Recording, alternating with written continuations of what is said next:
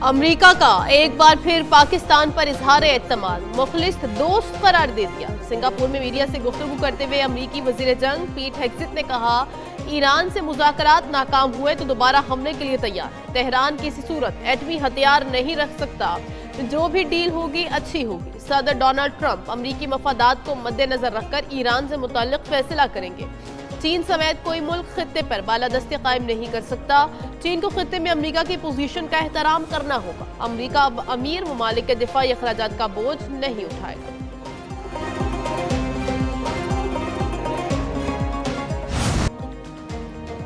ایران معاہدے پر Donald Trump کا حتمی فیصلہ مؤخر۔ نیو یارک ٹائمز کے مطابق صدر ٹرمپ ایران سے جنگ بندی میں توسیع کے معاہدے پر فیصلہ نہ کر سکے۔ امریکی صدر ٹرمپ کا ابنائے ہرمز پر ایران کی ناکہ بندی ختم کرنے کا اعلان۔ کہا، ہماری تاریخی بحری ناکہ بندی ختم، پھنسے ہوئے جہاز گھروں کو روانہ ہو جائیں۔ ایران ابنائے ہرمز سے تمام بقیہ بارودی سرنگیں فوری خود تباہ کرے۔ آبی گزرگاہ کو تجارتی آمدرفت کے لیے فوری کھولا جائے۔ کوئی ٹول ٹیکس نہیں ہوگا۔ ایران کو تسلیم کرنا ہوگا کہ وہ کبھی جوہری ہتھیار یا ایٹم بم نہیں بنائے گا۔ زیر زمین دبی ایرانی نیوکلیئر ڈسٹ کو امریکہ اور چین مل کر نکالیں گے اور تباہ کریں گے۔ ڈسٹ نکالنے کا آپریشن ایران اور عالمی جوہری توانائی ایجنسی کے اشتراک سے ہوگا۔ اگلے حکم نامے تک ایران کے ساتھ رقم کا تبادلہ نہیں کیا جائے گا۔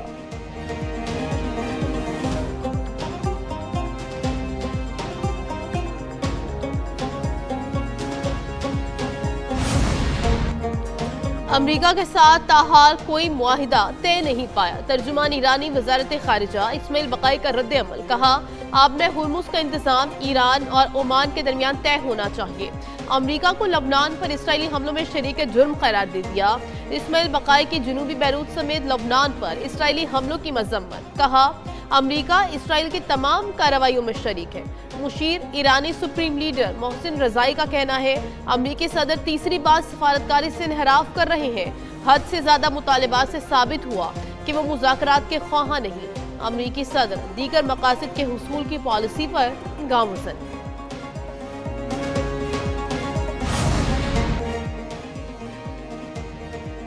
حتمی معاہدے تک پہنچنے کے لیے امریکہ اپنے مطالبات کو کم کرے۔ ایرانی وزیر خارجہ کا دو ٹوک پیغام۔ عباس عراقچی کا عمانی ہم منصب سے ٹیلی فونک رابطہ۔ ابنائے ہرمز کے مستقبل اور اس کے انتظامی معاملات پر گفتگو۔ عباس عراقچی کہتے ہیں، تہران اپنی خود مختار ذمہ داریوں کے دائرے میں رہتے ہوئے ابنائے ہرمز سے متعلق فیصلے کرے گا۔ ایران خطے کے تمام ہمسایہ ممالک کے ساتھ مشاورت کا خیر مقدم کرتا ہے۔ ایران کسی بھی خطرے کے مقابلے میں عمان کے ساتھ کھڑا ہے۔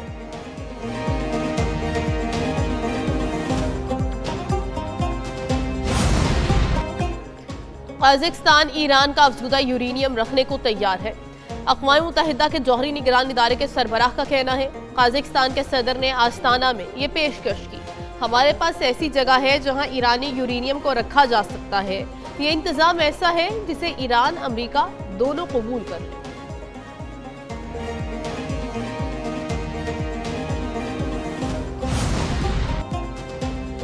روس نے کبھی یورپی ممالک کو دھمکی نہیں دی۔ روسی صدر ولادیمیر پوٹن کی قازقستان کے دارالحکومت آستانہ میں پریس کانفرنس، کہا، یورپی حکومتیں روس کے ساتھ محاذ آرائی جاری رکھنا چاہتی ہیں۔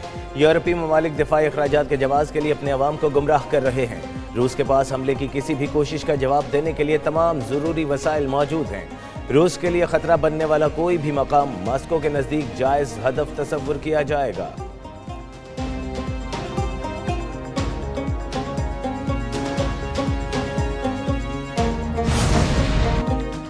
پاکستان کو عالمی سطح پر تنہا کرنے کی مودی کی 10 سالہ مہم ناکام۔ الجزیرہ کی رپورٹ کے مطابق مودی نے 2016 میں پاکستان کو دنیا سے الگ تھلگ کرنے کا اعلان کیا تھا، جو ناکام ہوا۔ پاکستان آج واشنگٹن، بیجنگ، تہران اور ریاض کے ساتھ بیک وقت رابطے میں ہے۔ پاکستان کو تنہا کرنے کی بھارتی حکمت عملی الٹا خود بھارت کے لیے نقصان دہ ثابت ہوئی۔ پہلگام واقعے پر پاکستان کے خلاف بھارتی الزامات کو بغیر ثبوت قبول نہیں کیا۔ بھارت مارکہ حق کے بعد فیلڈ مارشل عاصم منیر پر تنقید کرتا رہا، جبکہ ٹرمپ نے انہیں غیر معمولی شخصیت قرار دیا۔ سعودی عرب اور پاکستان کے دفاعی تعاون نے خطے میں نئی صف بندیوں کو جنم دیا۔ پاکستان کے دفاعی صلاحیتوں اور فضائی طاقت میں عالمی دلچسپی میں اضافہ۔ فلسطین کو تسلیم کرنے تک ابراہیمی معاہدے پر کوئی لچک نہیں دکھائیں گے۔ فلسطین پر پاکستان اپنے اصولی موقف پر قائم ہے۔ ابراہیمی معاہدے پر بہت سی افواہیں گردش کر رہی ہیں۔ اسحاق ڈار کی واشنگٹن میں پریس کانفرنس، کہا، امریکہ ایران پہلی جنگ بندی پاکستان کی کوششوں سے ممکن ہوئی، اس بار پھر دونوں میں جنگ بندی پاکستان کی کاوشوں سے ہوئی۔ 47 سال بعد ایران امریکہ مذاکرات کرائے، پاکستان امن کا معمار ملک ہے، وزیر اعظم اور فیلڈ مارشل کی قیادت نے ملک کو نئی شناخت دی، مارکہ حق میں پاکستان کو عظیم فتح ملی۔ وزیر اعظم کے دورہ چین کے دوران B2B تاریخی معاہدے ہوئے، کشمیری عوام کو اقوام متحدہ کے قراردادوں کے مطابق حق ملنا چاہیے۔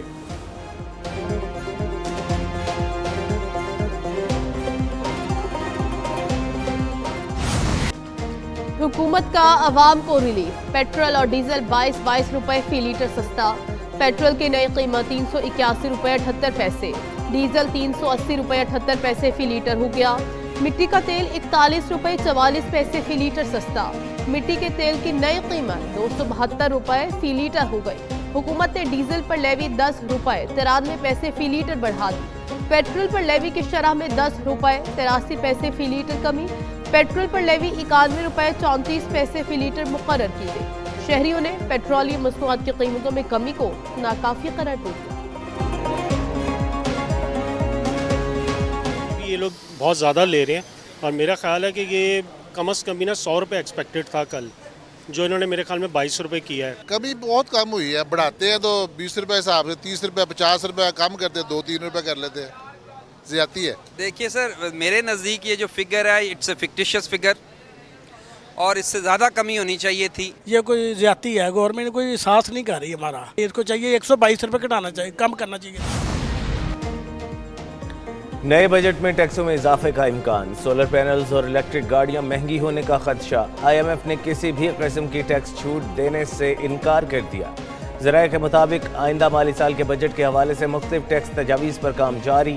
IMF کی ای وہیکلز پر GST 1% سے بڑھا کر 18% کرنے کی تجویز، ہائیبریڈ گاڑیوں پر ٹیکس 8% سے بڑھا کر 18% کرنے کی بھی سفارش، الیکٹرک پک اپ، ٹریکٹر اور ڈبل کیبن گاڑیوں پر بھی ٹیکس میں اضافے کی تجویز زیر غور۔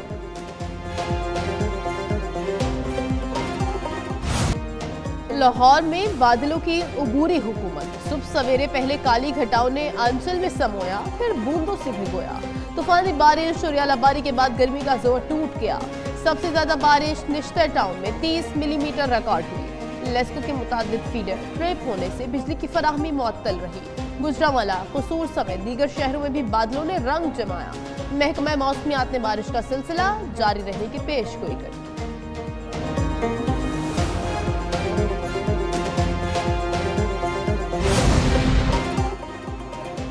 عید کے روز وزیر اعلیٰ مریم نواز کی میجر سرجری ہوئی، سینئر وزیر پنجاب مریم اورنگزیب کی پریس کانفرنس، کہا وزیر اعلیٰ پنجاب پورے آپریشن کی خود نگرانی کر رہی تھی۔ ستھرا پنجاب پروگرام وزیر اعلیٰ مریم نواز کے دل کے قریب ہے۔ پنجاب میں تمام اداروں اور ضلع انتظامیہ نے مل کر کام کیا۔ گرینڈ عید آپریشن کی نگرانی ستھرا پنجاب ڈیجیٹل ڈیش بورڈ سے کی۔ کیٹل مارکیٹس کی نگرانی اور صفائی یقینی بنائی گئی۔ آپریشن کی نگرانی ڈرونز کے ذریعے کی گئی۔ ستھرا پنجاب کے ورکرز نے شہریوں کی عید خوشگوار بنائی۔